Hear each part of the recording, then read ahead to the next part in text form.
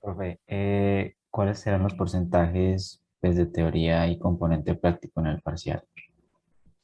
Todavía no los he definido con Lina, pero van a ser similares a los que se han venido manejando en los temas anteriores. Están entre el 60 y 70% el componente práctico. Listo, profe. Gracias.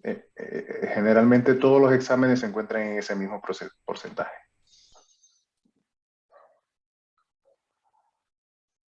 Al final de la tarde ya estoy terminando de calificar el examen número 2. Entonces, al final de la tarde habré cargado esas calificaciones, ya las pueden, al fin, digamos que en la noche, ¿ok? Para que tener un margen de tiempo. Al final, entonces, en la noche habré terminado de calificar todos los exámenes y estarán disponibles para que ustedes consulten cómo les fue en ese examen. Hay unas personas que les fue muy bien y otros que les fue muy mal. Bueno, este, ¿algún otro comentario?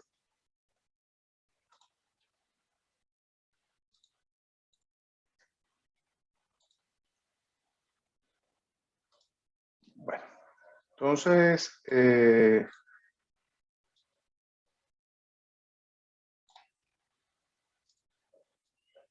vamos a dar inicio a nuestra sesión de hoy.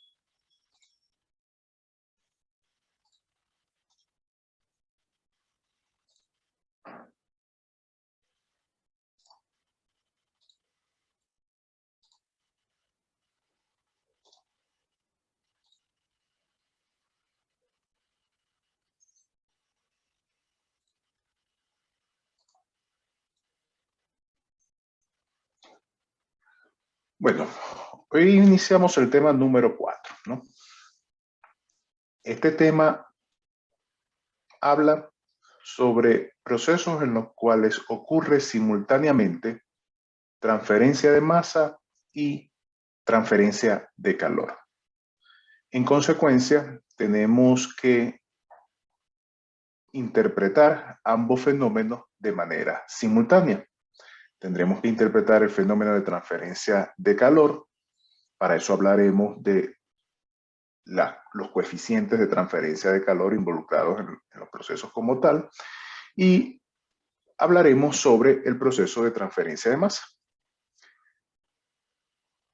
Las dos operaciones unitarias que involucran este tipo de procesos son las operaciones de humidificación, deshumidificación de una corriente de gas, para la cual analizaremos en particular el caso de las operaciones de las torres de enfriamiento como uno de los equipos más comunes que encontramos a nivel de planta, a nivel de procesos, para adecuar las condiciones del agua de proceso o de un gas en particular.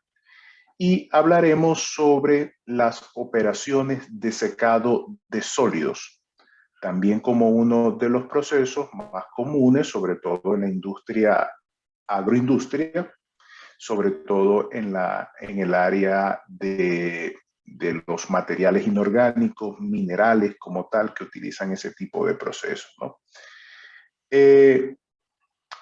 Básicamente, cuando hablamos de operaciones de humidificación, deshumidificación, en la humidificación el objetivo es incrementar la cantidad de vapor presente en una corriente gaseosa, cuando esta corriente gaseosa se pone en contacto con un líquido puro. Entonces lo que ocurre es que el gas va a ser prácticamente insoluble en el líquido y lo que va a ocurrir es que parte del líquido se evapora y pasa a la fase gaseosa. Ocurre una transferencia de masa hacia el interior de la corriente gaseosa como tal. Esa transferencia de masa va a prevalecer un mecanismo de difusión, en tanto que en la interfaz que va a haber entre gas y líquido, vamos a ver que va a tener lugar principalmente un proceso de transferencia simultáneo de calor y de masa. La operación inversa es la deshumidificación, donde tenemos un gas que tiene una humedad establecida Entonces lo que se hace es que se reduce la cantidad de un compuesto, que es el que genera la humedad en el gas, por la transferencia de ese compuesto desde la fase gaseosa a la fase líquida. En tanto que las operaciones de secado es cuando tenemos un sólido que tiene una humedad establecida y necesitamos reducir esa humedad del sólido como tal. Entonces ahí hay procesos que pueden ser convectivos, podemos hablar de secadores estáticos o estacionarios, según sea la operación. Como estamos hablando de procesos donde tiene lugar la transferencia simultánea de calor y de masa, tenemos que tener claro los principios termodinámicos que rigen el proceso. Para eso vamos a hablar primero de las propiedades y del equilibrio de mezclas vapor-gas. No nos vamos a detener mucho en ese punto porque es un tópico que ustedes deben de haber desarrollado en profundidad en su curso de balance y creo también que de termodinámica, lo que es la parte de ciclometría cuando hablamos de mezclas agua-aire. ¿Ok? A repasar esos aspectos, ¿ok? Es una competencia base que deben de tener, que debe de ser reforzada, entonces a desempolvar esos apuntes para tener bastante claridad en ese aspecto. La lectura es recomendada, ¿ok? Al principio van a encontrar también una buena revisión sobre los aspectos fundamentales, es el capítulo 7 del Tribal. Los aspectos que vamos a discutir en este tema están bien explicaditos en ese capítulo 7 del Tribal, entonces no dejemos de revisarlo, ¿vale? ¿Algún comentario sobre la motivación de este tema? Bueno, vamos a comenzar a hablar, vamos primero como hemos venido trabajando en nuestro curso, vamos a hablar sobre un caso de estudio. Ilustramos entonces primero con ese caso de estudio la aplicación de la operación unitaria. Luego nos centramos en los aspectos bases del equilibrio, en este caso de la termodinámica, de la ciclometría. Y luego nos centraremos entonces en el diseño del equipo, en lo que es esa línea de operación, cómo calcular la altura de esa línea de operación. Entonces, uno de los equipos más comunes a nivel de procesos, a nivel de planta e inclusive a nivel de operaciones comerciales que no sean de la industria química, son las torres de enfriamiento de agua. Esos equipos son utilizados para poner en contacto continuo una corriente de gas, una corriente de aire con una corriente de líquido. Y estos equipos se utilizan para disminuir la temperatura de una corriente de líquido. Generalmente es agua de proceso, agua que se utiliza en equipos auxiliares, por ejemplo, intercambiadores de calor.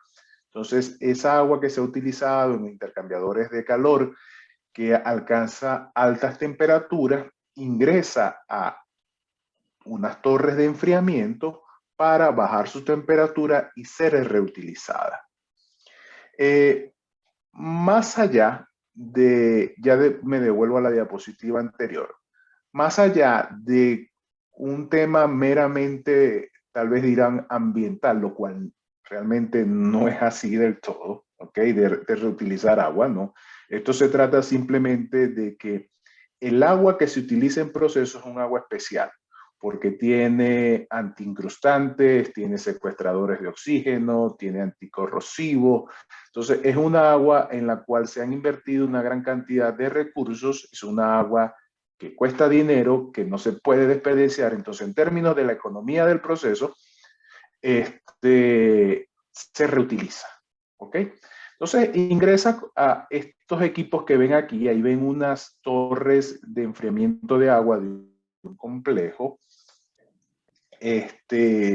Como pueden ver, la magnitud de la instalación va a depender, claro, va a depender de la capacidad a la cual sirva estas torres de enfriamiento. Aquí tenemos unas torres de enfriamiento de agua de un complejo petroquímico. Entonces, son unidades de gran tamaño cuya finalidad es refrigerar el agua como tal. ¿Ok? Ya me devuelvo a esta diapositiva para hablar en detalle. Las torres de enfriamiento de agua, entonces el objetivo es disminuir la temperatura del agua. Ellas pueden tener diferentes configuraciones.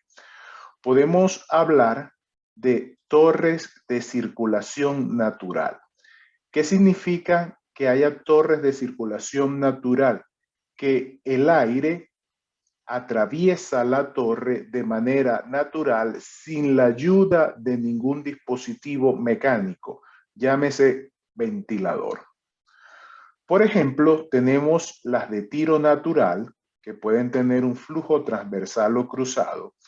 Fíjense la forma que tiene esta torre. Esta torre que ven acá de enfriamiento es la misma torre que ustedes ven en la planta de Homero Simpson, la planta nuclear de Homero Simpson o cualquier otra planta nuclear. Ese tipo de edificación que ven que tiene esta forma son realmente torres de enfriamiento de agua. Entonces se dicen que son de tiro natural porque el aire de manera por convección natural ingresa a la torre y por la forma que tiene la torre se hace